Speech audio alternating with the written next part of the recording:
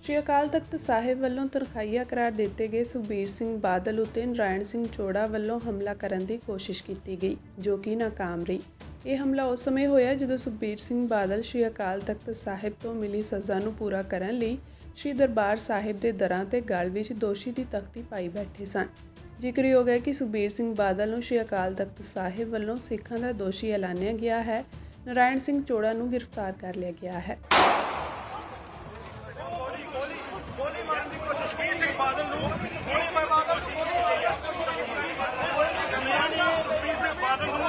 ਬਾਦਲ ਨੂੰ ਗੋਲੀ ਮਾਰੀ ਗਈ ਹੈ, ਗੋਲੀ ਮਾਰੀ ਗਈ ਹੈ।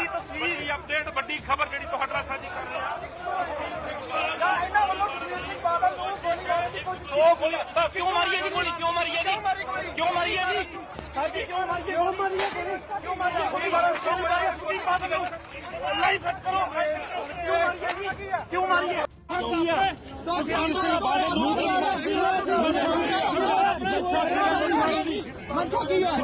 ਬਾਦਲ ਨੂੰ ਗੋਲੀ ਮਾਰਨ ਦੀ ਕੋਸ਼ਿਸ਼ ਕੀਤੀ ਗਈ ਹੈ।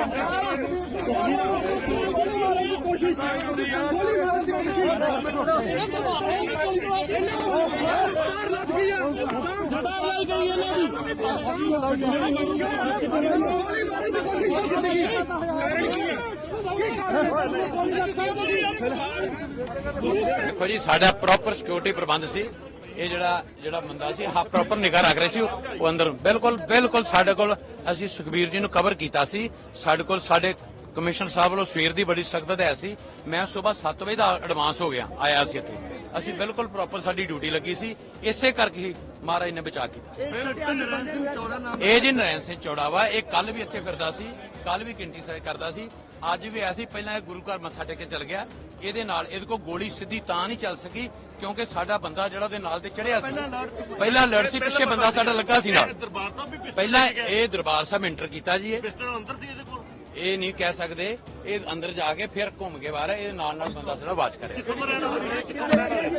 ਇਹ ਨਾਰਾਇਣਾ ਚੌੜਾ ਜੀ, ਇਹ ਉੱਥੋਂ ਦਾ ਹੈਗਾ ਡੇਰਾ ਬਾਬਾ ਨਾਨਕ।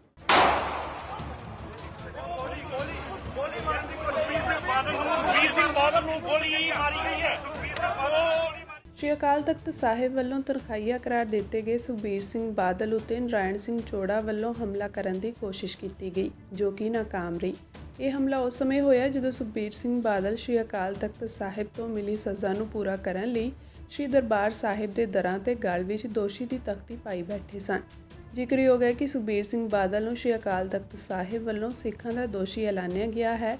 ਨਾਰਾਇਣ ਸਿੰਘ ਚੋੜਾ ਨੂੰ ਗ੍ਰਿਫਤਾਰ ਕਰ ਲਿਆ ਗਿਆ ਹੈ।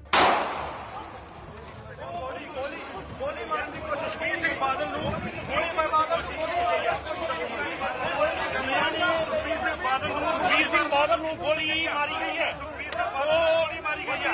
ਵੱਡੀ ਅਪਡੇਟ, ਵੱਡੀ ਖਬਰ ਜਿਹੜੀ ਤੁਹਾਡੇ ਨਾਲ ਸਾਂਝੀ ਕਰ ਰਹੇ ਹਾਂ। ਇਹਨਾਂ ਵੱਲੋਂ ਸੁਖਬੀਰ ਸਿੰਘ ਬਾਦਲ ਨੂੰ ਗੋਲੀ ਮਾਰਨ ਦੀ ਕੋਸ਼ਿਸ਼ ਕਿਉਂ ਮਾਰੀ ਹੈ ਜੀ? ਗੋਲੀ ਕਿਉਂ ਮਾਰੀ ਹੈ ਜੀ? ਕਿਉਂ ਮਾਰੀ ਹੈ ਜੀ? ਸਾਡੀ ਕਿਉਂ ਮਾਰੀ ਹੈ? ਕਿਉਂ ਮਾਰੀ ਹੈ? ਕਿਉਂ ਮਾਰੀ ਹੈ? ਗੋਲੀ ਮਾਰੀ ਕਿਉਂ ਮਾਰੀ ਹੈ? ਸੁਖਬੀਰ ਬਾਦਲ ਨੂੰ ਲਾਈਵ ਫਿੱਟ ਕਰੋ। ਕਿਉਂ ਮਾਰੀ ਹੈ ਜੀ? ਕਿਉਂ ਮਾਰੀ ਹੈ? ਸੁਖਬੀਰ ਸਿੰਘ ਬਾਦਲ ਨੂੰ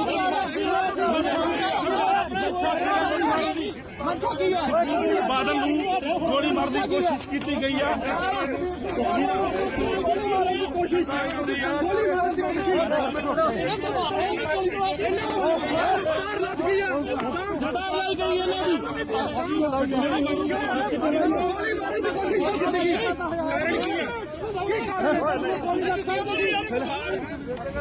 ਦੇਖੋ ਜੀ, ਸਾਡਾ ਪ੍ਰੋਪਰ ਸਿਕਿਉਰਿਟੀ ਪ੍ਰਬੰਧ ਸੀ।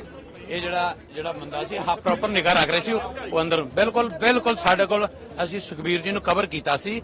ਸਾਡੇ ਕੋਲ ਸਾਡੇ ਕਮਿਸ਼ਨਰ ਸਾਹਿਬ ਵੱਲੋਂ ਸਵੇਰ ਦੀ ਬੜੀ ਸਖਤ ਹਦਾਇਤ ਸੀ। ਮੈਂ ਸਵੇਰ 7 ਵਜੇ ਦਾ ਐਡਵਾਂਸ ਹੋ ਗਿਆ ਆਇਆ ਸੀ ਇੱਥੇ।